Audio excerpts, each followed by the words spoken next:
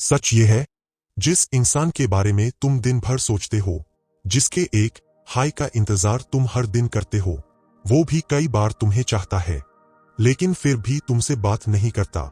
हाँ, ये सुनने में अजीब लगता है, पर यही वो सच्चाई है जिसे 90% लोग कभी समझ ही नहीं पाते। तुम सोचते हो, अगर उसे सच में परवाह होती तो वो खुद आकर बात करता, लेकिन असली खेल इतना सीधा नहीं होता, क्योंकि कई बार जो इंसान सबसे ज्यादा चाहता है वही सबसे ज्यादा चुप रहता है। और आज जो बात तुम समझने वाले हो वो तुम्हारी पूरी सोच बदल देगी।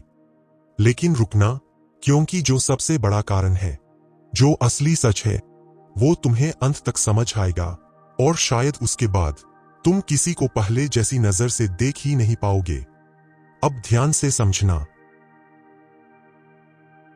नंबर 1, डर रिजेक्ट होने का। कई बार ऐसा होता है, तुम्हें लगता है कि वो तुम्हें इग्नोर कर रहा है, लेकिन असल में वो तुम्हारे सामने आते ही थोड़ा असहज हो जाता है। तुमने नोटिस किया होगा, वो दूर से तुम्हें देखता है, लेकिन पास आकर बात नहीं करता। उसके मन में एक अजीब सा डर होता है, अगर मैंने बात की और उसने इग्नोर कर दिया तो। अब यहां असली भावना क्या है? वो तुम्हें खोने से पहले ही खुद को बचाना चाहता है। साइकोलॉजी कहती है, जिस चीज को हम बहुत ज्यादा चाहते हैं, उससे जुड़ा डर भी उतना ही बड़ा होता है। इसलिए वो सोचता है, दूर से देखना बेहतर है, बजाय पास आकर खो देने के। लेकिन यहां ट्विस्ट समझो, ये डर प्यार से नहीं, कमजोर सेल्फ कॉन्फिडेंस से आता है। और यहीं पर 80% लोग गलत समझ लेते हैं, क्योंकि चुप रहना हमेशा केयर नहीं करता का मतलब नहीं होता। कई बार ये बहुत ज्यादा केयर करता है का भी संकेत होता है। लेकिन कहानी यहां खत्म नहीं होती। नंबर 2, ओवरथिंकिंग का जाल। अब जरा ये इमेजिन करो, वो तुम्हें मैसेज टाइप करता है, हाय लिखता है, फिर उसे डिलीट कर देता है, फिर लिखता है, कैसी हो, फिर डिलीट। ऐसा एक बार नहीं, बार बार होता है। क्यों? क्योंकि उसका दिमाग दिल से ज्यादा तेज चल रहा होता है। वो हर चीज ओवरथिंक करता है। अगर मैंने ये कहा तो वो क्या सोचेगी? अगर रिप्लाई लेट आया तो? अगर उसने इंटरेस्ट नहीं दिखाया तो? और इसी सोच में वो कुछ करता ही नहीं। इमोशनली वो तुम्हारे करीब है, लेकिन मेंटली खुद को रोक रहा है। अब यहां सबसे बड़ा ट्रैप क्या है? ओवरथिंकिंग इंसान को एक्शन लेने से रोक देता है, और जो इंसान एक्शन नहीं लेता वो बाहर से कोल्ड और अनइंटरेस्टेड दिखता है, लेकिन अंदर से वो सबसे ज्यादा इन्वॉल्व होता है।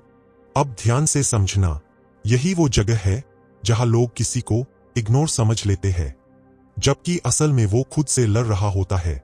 लेकिन अभी असली कारण बाकी है। नंबर 3, रिस्पेक्ट वर्सेस फियर का कंफ्यूजन। कई बार वो तुम्हें इतना रिस्पेक्ट करता है कि वो तुम्हारे सामने खुद को छोटा महसूस करने लगता है। तुम्हारा कॉन्फिडेंस, तुम्हारा एटीट्यूड, तुम्हारी पर्सनैलिटी उसे इंप्रेस भी करती है और डराती भी है। अब यहां एक अजीब साइकोलॉजी काम करती है। जब कोई इंसान हमें बहुत आउट ऑफ लीग लगता है, तो हम खुद को पीछे खींच लेते हैं। वो सोचता है, वो मेरे लेवल की नहीं है, मैं उसके लायक नहीं हूं, और इसी सोच में वो खुद ही दूरी बना लेता है। लेकिन सच क्या है? ये प्यार नहीं, ये इनसिक्योरिटी है, और इनसिक्योरिटी इंसान को चुप कर देती है। यही रीजन है कि वो तुम्हें चाहता हुआ भी तुमसे बात नहीं करता। लेकिन रुकना, क्योंकि अब जो आने वाला है वो और भी गहरा है। नंबर 4, ईगो और सेल्फ प्रोटेक्शन। अब यहां से असली खेल शुरू होता है।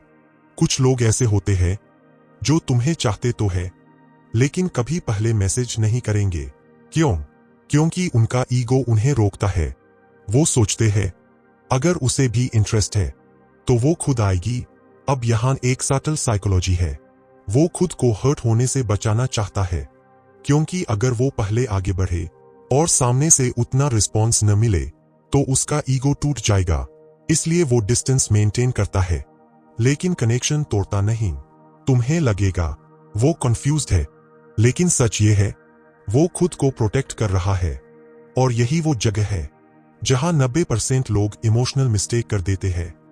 वो चेस करने लगते हैं और सामने वाला और दूर चला जाता है। अगर तुम यहां तक देख रहे हो तो एक बात पक्की है, तुम्हारी लाइफ में भी कोई ऐसा इंसान है जो तुम्हें चाहता है लेकिन फिर भी तुम्हारे पास नहीं आता। लेकिन अब जो सच्चाई तुम समझने वाले हो वो तुम्हें पूरी सिचुएशन को अलग नजर से देखने पर मजबूर कर देगी। नंबर 5, इमोशनल बैगेज, अतीत का दर्द। अब ध्यान से समझना, ये सबसे अंडरएस्टिमेटेड रीजन है। कई बार वो इंसान पहले किसी से हर्ट हो चुका होता है, उसने किसी को पूरी तरह चाहा था लेकिन बदले में उसे दर्द मिला। अब जब वो तुम्हें पसंद करता है तो उसके अंदर दो फीलिंग्स चलती है, एक कहती है जाओ बात करो, दूसरी कहती है फिर से मत टूटना। और ज्यादातर लोग दूसरी वाली आवाज सुनते हैं, इसलिए वो डिस्टेंस बना लेता है भले ही दिल से तुम्हारे पास आना चाहता हो। अब यहां सबसे बड़ा ट्विस्ट क्या है, वो तुम्हें इग्नोर नहीं कर रहा, वो अपने पास्ट से डर रहा है। और जो इंसान अपने दर्द से हील नहीं हुआ वो नए कनेक्शन से भी भागता है। यहीं पर असली समझ की जरूरत होती है, क्योंकि हर साइलेंस के पीछे एटीट्यूड नहीं होता, कई बार अधूरा हीलिंग भी होती है। लेकिन अभी सबसे गहरा सच बाकी है। नंबर 6, वो तुम्हें चाहता है लेकिन खोना नहीं चाहता। अब ध्यान से सुनो, ये सबसे डीप साइकोलॉजी है। कई बार वो तुम्हें इतना पसंद करता है कि वो रिस्क ही नहीं लेना चाहता। वो सोचता है अगर मैंने बात शुरू की और चीजें खराब हो गईं तो, अगर फ्रेंडशिप भी खत्म हो गई तो वो सेफ जोन में रहना चुनता है, दूर से देखना, चुप रहना, लेकिन कनेक्शन फील करना, क्योंकि उसके लिए तुम्हें खोने से बेहतर है तुम्हें दूर से रखना। अब यहां सच्चाई थोड़ी कड़वी है, ये प्यार है लेकिन इनकम्प्लीट प्यार, क्योंकि जो इंसान सच में तुम्हें चाहता है वो इवेंचुअली रिस्क लेता है, लेकिन जो डर में जीता है वो हमेशा चुप ही रह जाता है। और यहीं पर तुम्हें डिसाइड करना होता है, क्या तुम ऐसे इंसान का इंतजार करोगे जो खुद अपने डर से बाहर नहीं आ पा रहा, या फिर तुम खुद अपनी वैल्यू समझोगे। अब पूरी कहानी समझो, हर साइलेंस के पीछे एक रीजन होता है, कभी डर, कभी ईगो, कभी पास्ट, कभी इनसिक्योरिटी। लेकिन एक चीज कॉमन होती है, जो इंसान तुम्हें चाहता है वो तुम्हें इग्नोर नहीं करता, वो खुद से लड़ रहा होता है। और जो तुम फील करते हो वो भी बेकार नहीं होता, लेकिन हर फीलिंग का एंड प्यार नहीं होता, कुछ फीलिंग्स बस लेसन्स होती है। आखिर में तो अब जब भी कोई तुम्हें चाहता हुआ भी चुप रहे तो उसे सिर्फ इग्नोर समझने की गलती मत करना, क्योंकि हर खामोशी के पीछे एक कहानी होती है, एक डर, एक अधूरापन या एक छुपा हुआ एहसास। लेकिन यहां एक बात हमेशा याद रखना, प्यार अगर सच में गहरा हो तो वो हमेशा रास्ता ढूंढ लेता है, चाहे कितनी भी चुप्पी क्यों न हो। और अगर कोई इंसान बार बार मौका मिलने के बाद भी बस चुप ही रहता है तो शायद वो तुम्हें चाहता तो है लेकिन तुम्हारे लिए खड़ा होने की हिम्मत नहीं रखता। और जहां हिम्मत नहीं होती वहां रिश्ता भी अधूरा ही रह जाता है।